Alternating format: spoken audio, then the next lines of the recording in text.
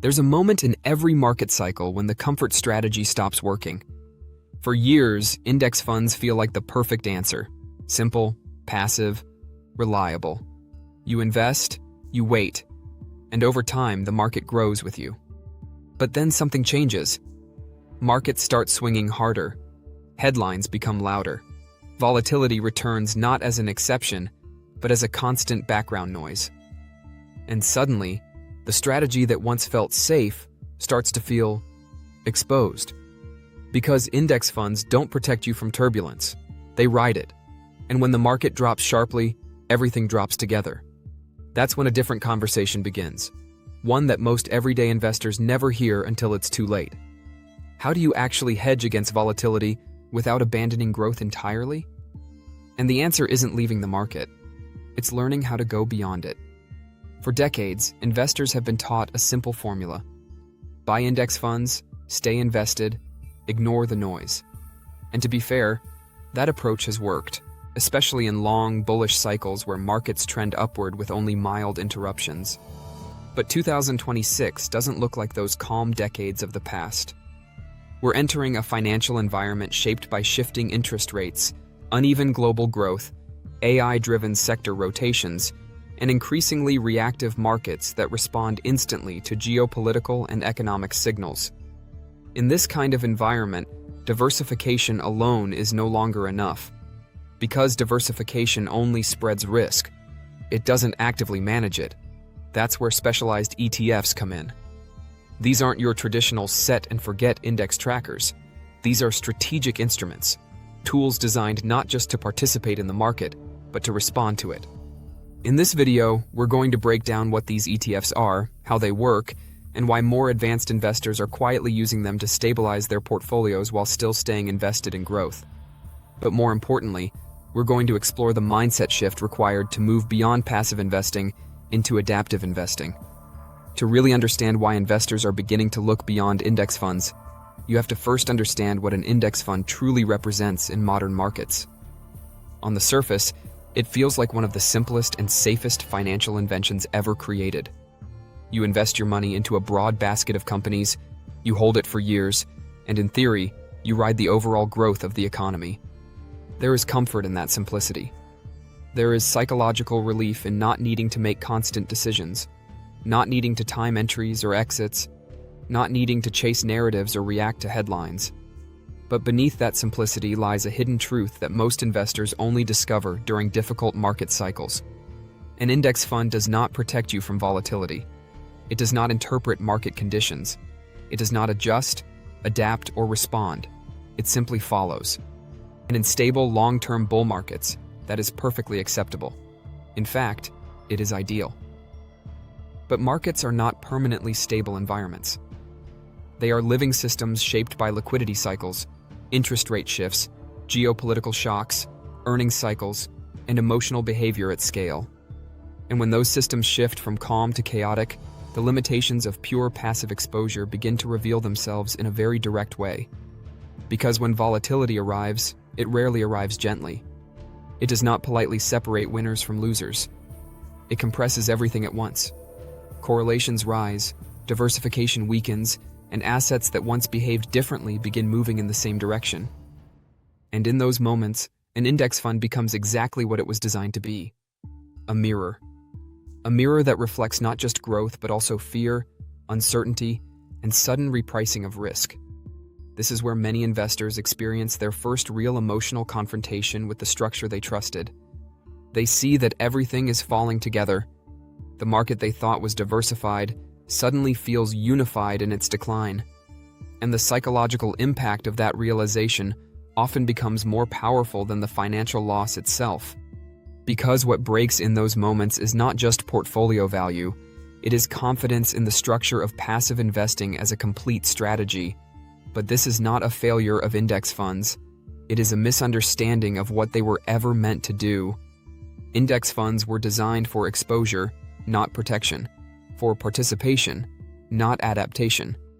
And when markets behave in predictable, long upward cycles, that design is more than sufficient. The problem begins when investors assume that one tool is capable of solving multiple fundamentally different market environments. And this is where the conversation begins to shift towards specialized ETFs. To understand their role, you have to step away from the idea that investing is a single linear strategy. Instead, imagine the market as a series of overlapping regimes. There are periods where liquidity is abundant, confidence is high, and capital flows aggressively into growth assets. In those environments, risk-taking is rewarded, and passive exposure tends to perform well. But there are also periods where liquidity tightens, uncertainty rises, and capital begins to rotate defensively. In those environments, correlations increase, volatility expands, and previously stable assumptions begin to break down. These are not random states, they are cycles, and cycles create environments that require different tools. Specialized ETFs exist precisely because of this reality. They are not designed to replace index funds. They are designed to complement them by addressing conditions that index funds cannot respond to. And this is a subtle but important distinction, because the traditional mindset of investing is built around the idea of choosing the best instrument. But modern portfolio construction is less about choosing and more about combining. It is less about prediction and more about positioning. When investors begin exploring specialized ETFs, they are often surprised by how diverse the landscape actually is. There are ETFs designed specifically around volatility exposure, which behave differently depending on market stress levels. There are ETFs that concentrate on defensive sectors, shifting exposure toward industries that tend to maintain demand even during economic downturns. There are factor-based ETFs that prioritize certain financial characteristics, such as low volatility, high dividend yield, or strong balance sheet quality. And there are hedging-oriented structures that aim to offset downside risk during extreme market movements. Each of these instruments represents a different philosophy of exposure. Not all of them are designed to outperform in every environment. In fact, many of them will underperform during strong bull markets. But their purpose is not to maximize returns in favorable conditions. Their purpose is to manage exposure across unfavorable ones. And this is where the real shift in thinking begins. Because traditional investing education tends to emphasize consistency above all else. Stay invested. Don't time the market. Ignore volatility. These principles are powerful in long-term upward cycles, but they also create a blind spot. They assume that staying fully exposed at all times is always optimal. However, modern market behavior increasingly challenges that assumption. As financial systems become more interconnected, reactions become faster and more synchronized. News travels instantly, algorithms amplify momentum, and institutional flows can shift entire sectors in days rather than months. This creates environments where risk does not build slowly, it escalates quickly. And in those environments, full exposure behaves very differently than it did in previous decades. Because when downturns are sharp and correlated, recovery is not just about waiting, it is about recovering from deeper drawdowns that require significantly stronger subsequent gains just to return to baseline. This is one of the most overlooked mathematical realities in investing. A 20% decline does not require a 20% gain to recover.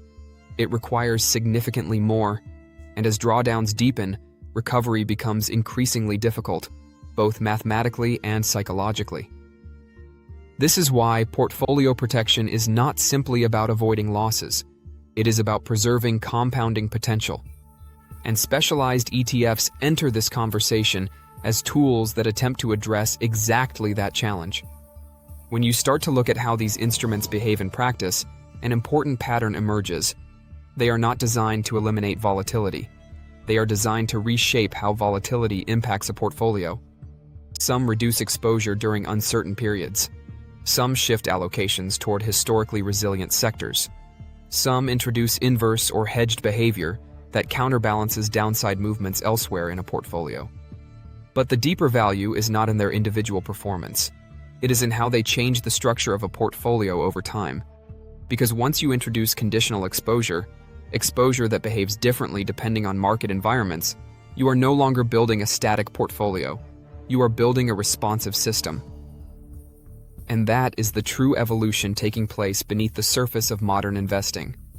To understand why this matters so much in today's environment, you have to consider the nature of volatility itself in 2026.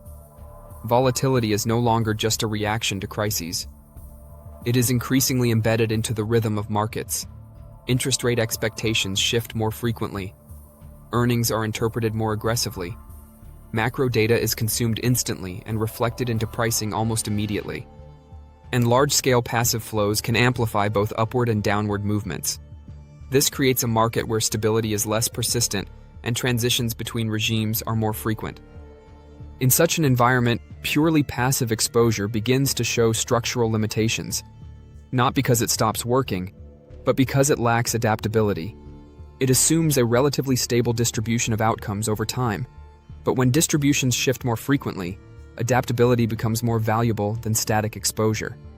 And this is where specialized ETFs begin to resemble something closer to financial instrumentation than simple investment products. They are not just assets you hold. They are tools that modify how you experience market movement. This is a crucial conceptual shift, because most investors still think in terms of, what should I buy? But the more advanced question becomes, how do I want my portfolio to behave under different conditions? Do you want it to fully participate in upside but fully absorb downside? Or do you want it to moderate exposure during uncertainty? Do you want it to remain fully passive or introduce layers of conditional adjustment? These are not predictions, they are design choices. And once investing becomes a question of design rather than prediction, the entire framework changes.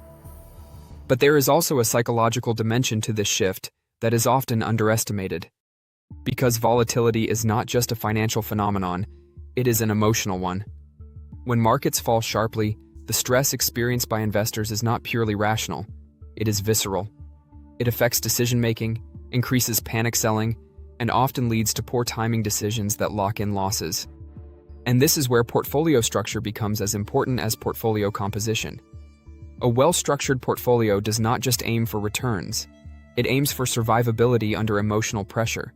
Because the greatest long-term damage in investing often comes not from market declines themselves, but from investor reactions during those declines. And specialized ETFs, when used appropriately, can reduce that emotional pressure by smoothing exposure across different market conditions. Not eliminating risk, but distributing it in a way that is psychologically more manageable.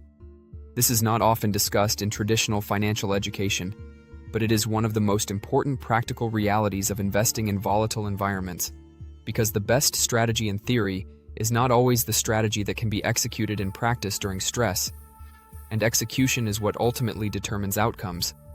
As we move deeper into modern financial systems, the line between passive and active investing begins to blur. Index funds represent pure passive exposure.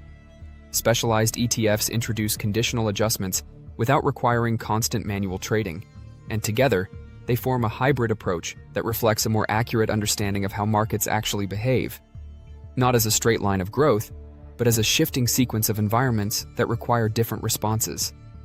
And perhaps the most important realization of all is this: the goal is not to predict volatility correctly.